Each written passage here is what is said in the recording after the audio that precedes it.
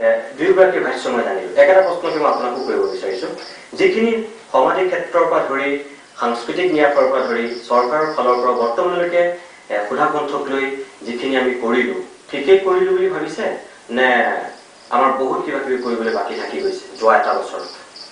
যোৱা এটা বছৰৰ টিকেট ঢুকুৱাৰ পৰা যদি চাওঁ, পোনপ্ৰথমতে আচলতে আজি তেখেতৰ পুণ্য স্মৃতিত মই তেখেতৰ পুণ্যাত্মা ডক্টৰ ভূপেন হাজৰিকাৰ গভীৰভাৱে শ্ৰদ্ধাঞ্জলি জ্ঞাপন কৰিছোঁ। আৰু গতানুগতিকভাৱে যোৱা এবছৰত যিখিনি চৰ্বিত চৰ্বণ আমি বহুত ৰাইজৰ মাজত দেখা পাইছোঁ, সেইখিনি এৰি পোনপটীয়াকৈ মই 4টা বিষয়লৈ আহিব বিচাৰিছোঁ খুব চমুকৈ। মই ভাবোঁ ডক্টৰ ভূপেন হাজৰিকাৰ যিটো অসাধাৰণ ব্যক্তিত্ব, তেখেতৰ যিটো অতুলনীয় অসামান্য যিটো প্ৰতিভা আৰু যিখিনি অমৰ সৃষ্টি, এই সৃষ্টিখিনি আমাৰ পৰৱৰ্তী প্ৰজন্মৰ কাৰণে বা অসমীয়া জাতিক ভৱিষ্যতৰ কাৰণে উৎসাহিত কৰি ৰখাৰ বাবে আমি 4 ধৰণৰ কাম কৰিব লাগে। এটা হ'ল তেখেতৰ পৰিয়ালৰ লোকৰ কথা। পৰিয়ালৰ লোকত যিহেতু এটা মৃদুভাৱে হ'লেও আমি পৰিয়াল কেন্দ্ৰিক বিতৰ্ক দেখিছিলোঁ, সেইকাৰণে হয়তো বাহিৰত কিছুমান মানুহৰ মনত অলপ নিৰুৎসাহৰ ভাৱ সৃষ্টি হ'ব পাৰে, কিন্তু সেইটো হোৱা অনুচিত। যিকোনো এটা ডাঙৰ পৰিয়ালত তেনেকুৱা এটা কথা মুঠেই স্বাভাৱিক। গতিকে সেইটো কথালৈ মই ভাবোঁ অসমৰ ৰাইজে বেছি মূৰ পাব নালাগে। দ্বিতীয় কথাটো হয় চৰকাৰ কেন্দ্ৰিক।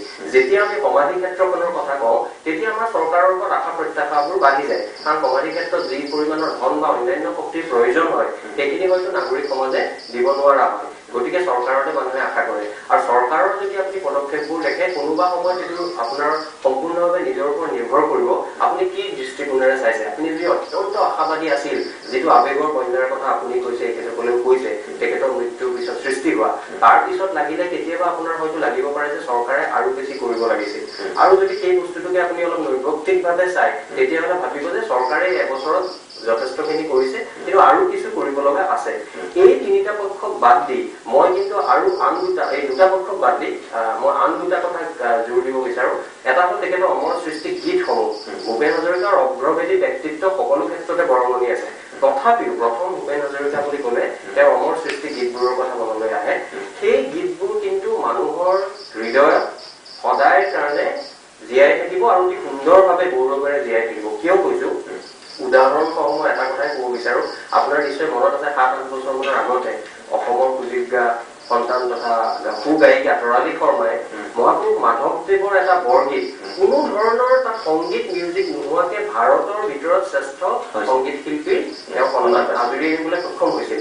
ঠিক তেনেদৰে শংকৰদেৱ মাধৱদেৱৰ বৰগীতৰ নিচিনাকৈ জ্যোতি সংগীত, বিষ্ণুৰাভাৰ সংগীত, পাৰ্বতী প্ৰসাদৰ গীতৰ দৰে ভূপেন হাজৰিকাৰ গীত মানুহৰ হৃদয়ত সদায় চলি থাকিব। এইটো হ'ল তৃতীয় কথাটো। চতুৰ্থ কথাটোক লৈ আচলতে মই ভাবোঁ আমি বেছি আলোচনা বিলোচনা কৰিব লাগে, কাৰণ নাগৰিক সমাজৰ আমাৰ এটা দায়িত্ব আছে। আজি যিখিনি কথা আমি নাগৰিক সমাজে কেতিয়াবা কি হয়, কিছুমান কথা মেলে মিটিঙে কোৱা যায়, পেপাৰে পত্ৰই লিখা যায়, কিন্তু হাতে কামে কৰি অহাৰ ক্ষেত্ৰত কেতিয়াবা কিন্তু নাগৰিক সমাজক দেখা যায় তেওঁলোকে মিটিঙত যি ধৰণে কয়, কৰ্মশালাত যি ধৰণে কথাবোৰ কয়, হাতে কামে কৰাৰ ক্ষেত্ৰত কিন্তু তেওঁলোকৰ পৰা আৰু কিছু আশা কৰিব লগা আছে। এই 4টাৰ সামঞ্জস্য পাব পাৰিলে মই ভাবোঁ পৰৱৰ্তী সময়ত এতিয়ালৈকে নোহোৱা কামখিনি আমি আৰু আগুৱাই লৈ যাব পাৰিম। খুব সুন্দৰ কথা কৈছে। মই এইবাৰ পোনে পোনে যাব